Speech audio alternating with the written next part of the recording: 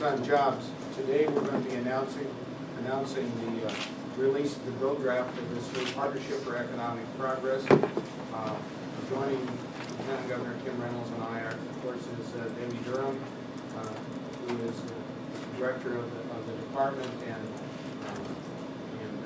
really has been in charge of putting this whole plan together for us. Also, we have the Innovation Council here, and they will be a very important part of this partnership as well, and many others who have a real interest in the state having the most effective job-creating opportunity possible. Why this new approach? Why this new model? Because economic development is vitally important, and we think that this is the best approach, is to have an effective public-private partnership. This model has worked effectively at local and regional level and has worked effectively in other states as well. It gives us an opportunity to attract business, to retain businesses, and to grow new businesses and encourage new innovative opportunities to locate in our state. The new model will enable the state of Iowa's investment to be leveraged with private sector investments while maintaining openness and transparency. The Iowa Partnership for Economic Progress model also utilizes best practices in both the public and the private sectors, resulting in a more dynamic, results-oriented, and accountable organization. The benefits of this new economic development model are, with the public-private partnership, we can indeed choose best practices that have worked effectively at the local and regional level. This draws on strengths of both the business sector and government sectors, and will maximize our efforts to attract more jobs and investments to the state of Iowa. At this point, I want to turn it over to Lieutenant Governor Kim Reynolds. Thank you, Governor, and good morning.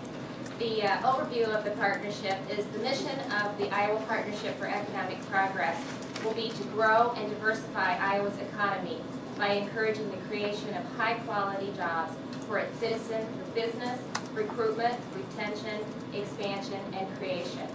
Iowa Partnership for Economic Progress, or IPEP, a public-private partnership, will function as a business and utilize the best practices of both sectors, both public and private.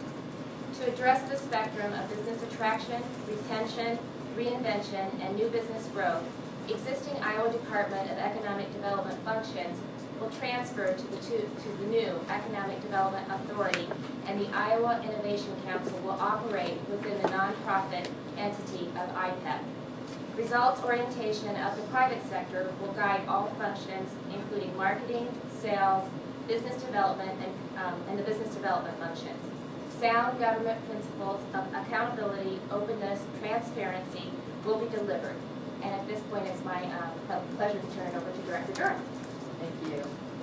Well, as it was already stated, because economic development is an important public purpose, initially the funding to begin the authority will be predominantly funded with state funds, which within the current IDEB budget. However, a full review of operational, and of course it's been described as alphabet soup of programs, will be conducted, and the use of funds will be adjusted as necessary to maximize return on investment. In fact, I want you to know that that process is already underway. IPEP board will work to establish significant private funding to help underwrite aspects of the strategic plan. The Iowa Innovation Council, it is important to us that their work continue, the good work that they've started, to connect new and existing businesses in Iowa with research and development, expertise, and resources they need to successfully develop in Iowa. So at this time, I'd like to introduce the members that are with us today. We have Dr. Ted Crosby, who is with Monsanto, and he is the chair of the Iowa Innovation Council. We have Jack Harris from Rockwell Collins, who is the vice chair of the council. Mark Kittrell with Team Companies. Dr. Chris Nelson, Kemin Industries. Peter Hempkin with DuPont Agriculture and Nutrition. Peter Hahn with NewTek Ceramics.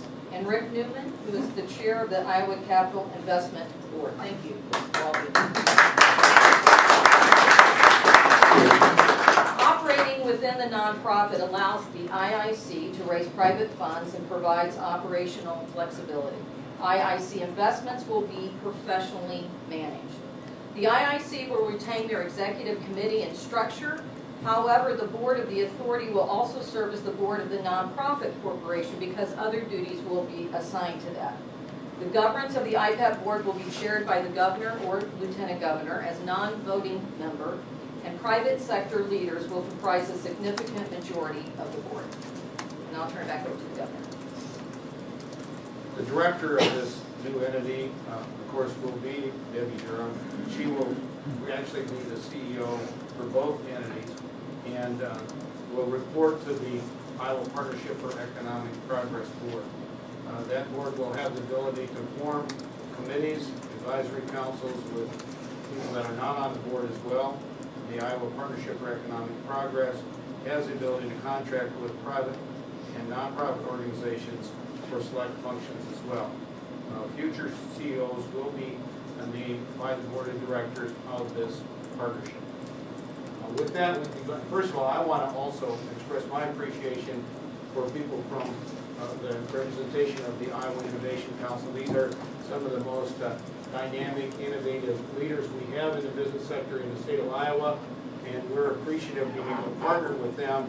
And I really believe this is how we're going to grow the Iowa economy, along with reducing the tax and regulatory burden and making Iowa more attractive. All of this kind of fits together. But with that, we'd be glad to respond to your questions.